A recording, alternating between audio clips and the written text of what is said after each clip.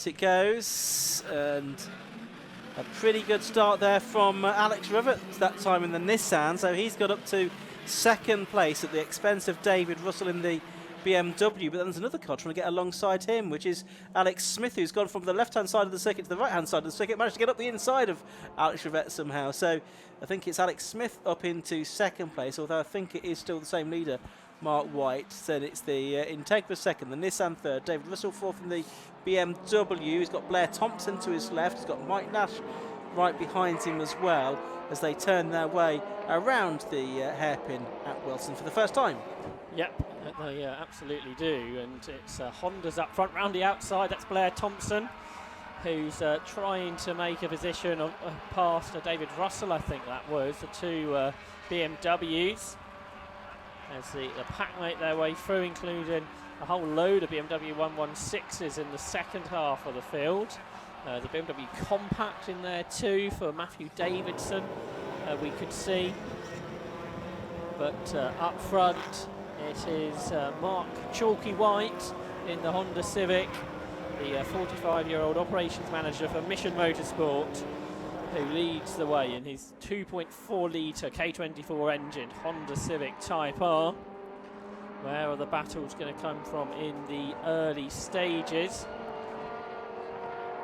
You can see the vast range of shapes and sizes, and there is the Ford Fiesta ST of James Flint in 935, one of a number of drivers with a novice cross on the back, signalising this is one of his first races. There's David Russell then, who's racing for the first time with 100% carbon neutral fuels, synthetic fuels, possibly the way forward in motorsport in the future, and could sort of be seeing history made this weekend with the first car in British Club Racing on that synthetic fuel. And if it is the way forward, Ian, it's something we're not really going to notice any difference, because the car looks the same, it sounds the same, it's just not causing pollution. Yeah, that's good development, good innovation, and it'll be interesting to see how things develop in club racing over the next several years, because obviously direction of road travel in terms of road cars seems to be towards electric. Where does that leave motorsport? Well, maybe synthetic fuels is the answer. Yeah, don't ask Liddon Hill. Yes. After last weekend. Yes, they had that rather disastrous situation when the World Rallycross rounds were cancelled because of a fire on the test day before the event weekend involving Sebastian Loeb's car. Anyway, the Armed Forces Race Challenge is still providing great entertainment. Mike Nash, he's a bit further back down the order than he was. I don't know quite how he got there. He was in the top half dozen at one stage. Now he's been passed by Paul Martin Jones in the Holden Commodore. He's got Holden badges on that car this weekend, and a great big Holden logo as well from the plain white car that it was a few weeks ago at Croft. There's RAF man James Flint. There's been planes in the sky, RAF planes, and there's RAF personnel on the track today as well. He's involved in a battle. Is that with Paul Waterhouse, long-time AFRC racer, in his Peugeot 306? So that's a battle for what is 15th position. Perhaps Paul's a little bit further back than we sometimes see him in that car. He's been in the top 10 a few times this year, but he's currently there in what I think is something like 14th. There's a Mazda MX-5. Driven by Luke Arpino, number 22, another novice cross on the back for the RAF General Technician Engineer from London. Started racing last season. Absolutely right. So they head down the Bentley Straight towards Brundtland Nelson for the second time in this race, with Mark White leading at the end of lap 1 by 1.9 seconds, and a similar gap back between Alex Smith in second and Alex Rivett in third. David Russell then fourth, and Blair Thompson in fifth position. As we watch the MR2 come through, that's number 15, Gavin Aldworth. He's got the Ginetta behind him of Peter Dilnott, who's leading his class in 11th place overall, car number 7, with the Union flag livery on the roof. And he's only just over a second ahead of Doug Inglis this time, the two Class D cars right together. Off the road goes Gavin Aldworth. And he'll just briefly at least cede that place to Dilnott. Yeah, a little bit too wide on that occasion. That was certainly exceeding track limits, but not gaining an advantage. as Peter Dilnott moved up a place in the Ginetta G40. Good to have that car on the grid. We heard from Peter earlier, regular in this event, the Armed Forces races at Snetterton over the years. And that's drop Gavin Aldworth down a spot. We'll see a lot of MR2s out tomorrow. The MR2 Championship here, big dive up the inside of Dougie Inglis by the Ford Fiesta of Scott Townsend, but Inglis is fighting back. They're side by side as they go up towards the left-hander at Palmer. Inglis on the outside has been able to grab that position then and stay ahead of Scott Townsend, and then Luke Arpino in the MX-5 Mark III as well involved in that battle as they come down here into Agostini, second gear corner in those cars, I should think. And there's lots of squealing of tyres, and locking up and going wide was Luke Arpino in the Mazda. Yeah, so he's lost a little bit of time there to Scott Townsend and Dougie Inglis. Inglis in Class D, of course. Scott Townsend in Class C, so they're not battling for class positions, but equally enjoying a good scrap for overall positions, and of course trying to be consistent all the way through this race, because points in the Armed Forces Race Challenge are awarded on performance index, which is a measure of consistency. Basically, it's your total race time divided by your best race time, and obviously the smaller that ratio is, then the more consistent you've been throughout the race. That's the 79 car of Keith Atwood, who had a fairly dramatic race one. He was a retirement from it, I think, in the end, but good to see him back out in this second race, running in 7th place there, running second in his class as well, and having a good battle for that position with Jonathan Candy, who's going to have a look up the inside into Coram Curve. Yeah, the Mini Cooper and the Peugeot 306. Ginetta G20 just behind as well as Simon Frowen. Keith Atwood, yeah, he had that off at the S's, didn't he, in race one. Just ahead of them, a battle developing between Blair Thompson and Jasmine Norman. Jasmine, who had a race debut this morning, finished 9th. She's now running in 6th and going for 5th. She is an experienced karter, though. She's been karting for 10 years. An impressive car debut this weekend. She's going to go 5th into the right-hander at Ritchie's for the 23-year-old British Army mechanic from Wiltshire. So this has been a very good debut for Jasmine Norman. She continues to gain positions. Well, she does, doesn't she? And you say she's got some karting experience under her belt, plenty of that, but a good first appearance in circuit racing, and it seems as if she's getting more and more pace as the day goes on. She's learning, she's gaining in confidence here. He's up to 5th place now. She's probably not going to catch David Russell. He's about 8 seconds up the road, but nevertheless, a really impressive performance this from Jasmine Norman. In her first appearance in that Audi TT here at Snetterton. So she's in 5th place, Blair Thompson is 6th, Keith Atwood is 7th, Jonathan Campbell is 8th, and Cy Frowen is in 9th place now. And Blair Thompson had a bit of a weird line there. I think all is okay for the championship leader coming into the weekend. Oh, what's going on here? All kinds of things. And that's because Mike Nash, who had that problem on the opening lap, is just past that battle for what was 12th position. So he's got past Dougie Inglis and Scott Townsend and Luke Arpino. So Mike Nash is now into what is 12th position, and his pace would he could gain more. For 3rd position, Alex Rivette in the Nissan 350Z. There's not many of them racing in the UK. The Army man just ahead of the RAF man, David Russell, as they turn their way here through Wormhole. And David Russell, who's we've been mentioning, he was so successful last year. He's leading his class again. He's gone even faster than he went in race 1, a 2-minute 16.3. He said earlier that his recovery sort of slowing him down this weekend, but you wouldn't think it by the way he's driving and the lap times he's producing. No, absolutely right. It's been quite something to watch. So good scrap then going on over the line for 3rd and 4th. Alex Rivette, number 3, David Russell, number 12. There's 59 hundredths between them on the previous lap. That's now 41 hundredths. So it's come down on that lap by nearly 0.2 of a second. Russell doing his personal best lap of the race at 2:16.88, but a 10th or so off the time he managed in the first race as well. You can see there is quite a gap back to Jasmine Norman in 5th place, but we won't worry about that. So the fight for 3rd and 4th goes on. Of course, they're in different classes. Russell leading in Class C. Alex Rivette is in Class B, as is the overall race leader Mark White. Class D being led by Peter Dilnott as we've said. And Class A being led by Paul Martin-Jones, who's in 19th at the Holton. Alex Rivette took a third at Croft. He's trying to replicate that here, but David Russell is making it hard work for him. They were 4th and 5th in the earlier race and separated by a similar amount in that race to this one. So that start that Rivette made, the rear-wheel drive Nissan, with the space ahead of him, worked out well. Managed to get himself ahead of David Russell, and then ever since, Russell's been challenging him.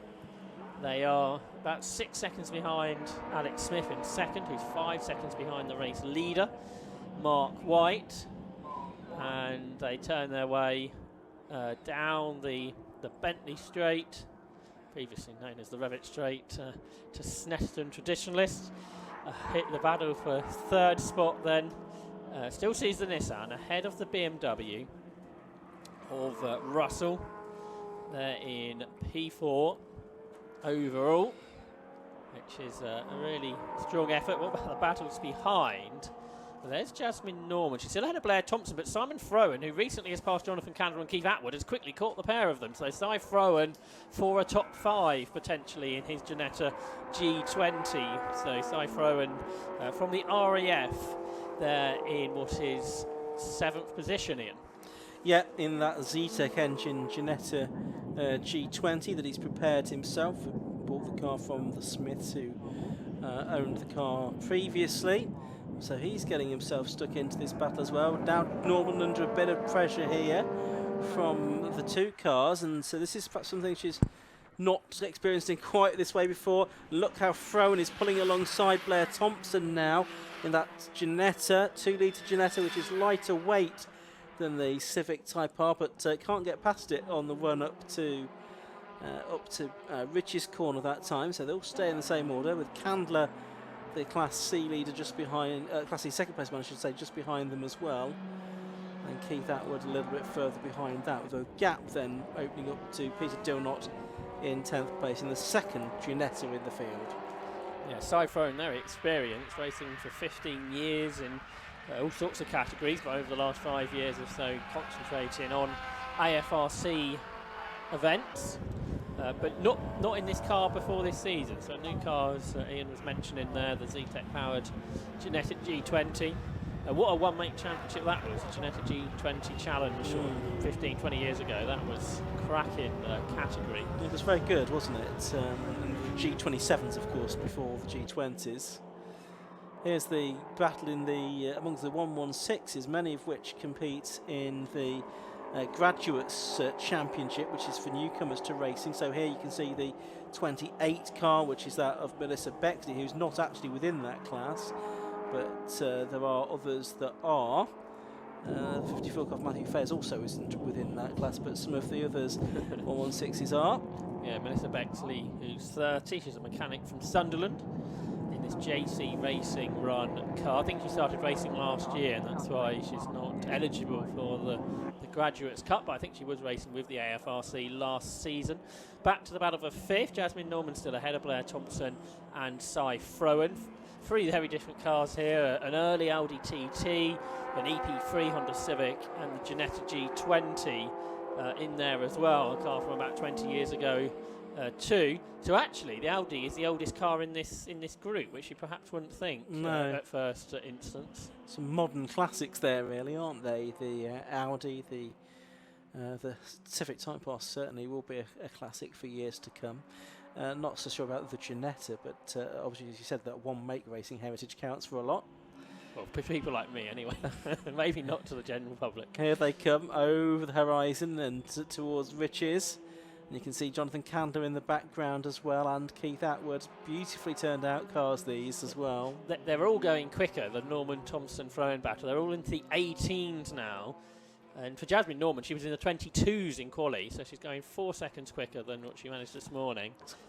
Quite something. There's Paul Martin-Jones, who's in 20th position now, that number 62 Holden. He's got behind him, I think that's Simon Vernon. No, it's not, it's Trevor Hancock. Yes, because he's just got ahead of Hancock in the Peugeot, which is off the circuit. I mean, Trevor's been probably driving a perfectly decent race until the cameras have switched to him, and he's off onto the grass. He's back onto it now. He's just rejoin behind the Simon Vernon MX-5. So sorry, Trevor, the camera has cursed you there, I fear.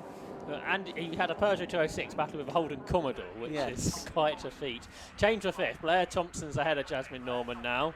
So he's back through. He's picked up his pace.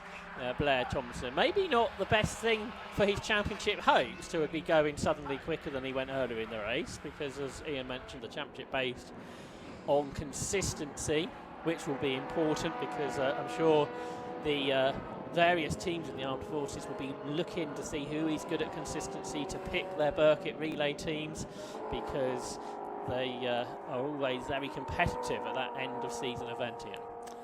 Yes, and we talked about the synthetic fuel car of David Russell, which is Project Flywheel, and that's sort of run by the people behind one of the, if not the most successful team in recent Burkitt racing history, Team Flywheel, who've been winners of the Burkitt relay in the past as well. But we stick with this battle at the moment for 5th, 6th and 7th places, and they've got some slower cars to deal with as well before much longer. So it's now Blair Thompson at the head of the group, ahead of Jasmine Norman and Simon Frowen, with that 116 to try and negotiate before much longer. Yeah, there's a few cars possibly to lap over the final couple of laps or so. So again, all new experiences for those with less experience, and that may be the slower cars as well as the quicker cars. So number 4 there goes a lap down. That's Emma Ockenden in her BMW 116. I think she is one of the people, if she's not in the Graduates Cup, as now the BMW gets a lap put on it. The compact of Matthew Davidson, it's a shared car this weekend, and Cy Frowen respects the help the BMW driver did to get out the way. He gives a thumbs up. It's a friendly atmosphere, isn't it, in the Armed Forces Racing Challenge and on the circuit as well. Well, I think they enjoyed a hog roast for lunch, so it's been a good day, I'm sure, in the Armed Forces Race Challenge paddock, and a good day of weather for it as well. I've enjoyed their racing and their social activities, I'm sure, here at Snetterton this weekend.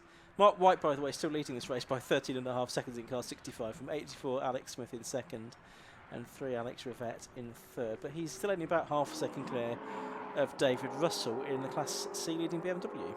Here we look for that battle for third, yeah, with Alex Rivette in the Nissan still ahead. See the sun really shining on the cars, including our leading car, Mark Chalky White in the Army Motorsport car, leading the way in this Honda Civic with the K24 2.4 litre engine.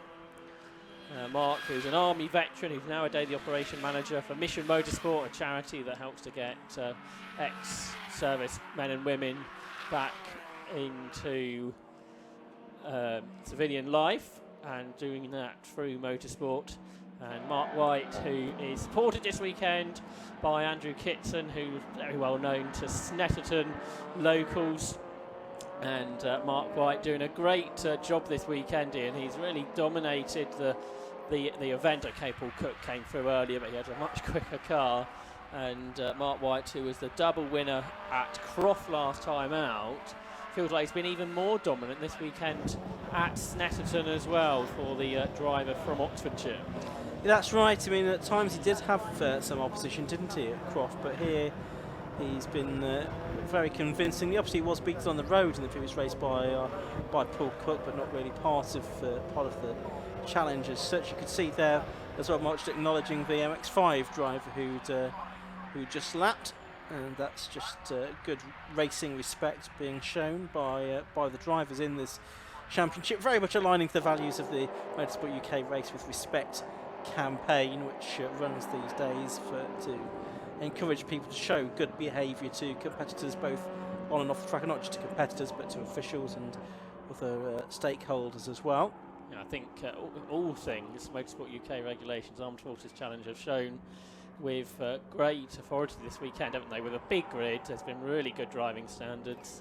Got 40 cars off the line a couple of times without any problems, and we got racing all the way through the pack.